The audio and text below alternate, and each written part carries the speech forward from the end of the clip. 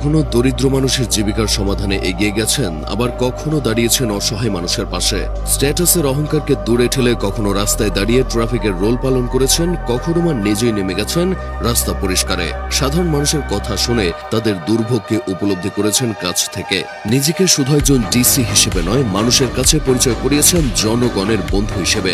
মাত্র 3.5 মাসে কুষ্টিয়ার মানুষের মনে জায়গা করে নেওয়া এই জেলা প্রশাসকের নাম মোহাম্মদ ইকবাল হোসেন। 2024 সালের 5 আগস্ট পরবর্তী সময়ে কুষ্টিয়ার আইন শৃঙ্খলা পরিস্থিতি হয়ে উঠেছিল বেসামাল। প্রশাসনিক কাঠামো ঠিক করতে এসে 1 বছরের ব্যবধানে একে 3 জন ডিসি বদলি হয়ে যান। এমন সময় জাতীয় নির্বাচনের আগ মুহূর্তে কুষ্টিয়া জেলার অভিভাবক হয়ে আসেন ডিসি ইকবাল হোসেন।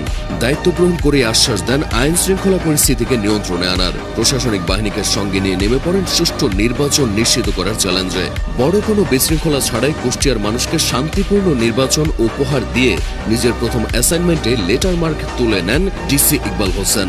সেই সাথে নির্বাচনী কাজের ফাঁকে ফাঁকে কুষ্টিয়ার পথে ঘাটে ঘুরে বেরিয়ে জনগণের সঙ্গে প্রশাসনের সম্পর্ককে জোরদার করেছেন নিজ হাতে। নির্বাচন পরবর্তী সময়ে প্রশাসনে গতি ও স্বচ্ছতা এনেছেন। প্রশাসনকে দাঁড় করিয়েছেন জনগণের সেবক হিসেবে।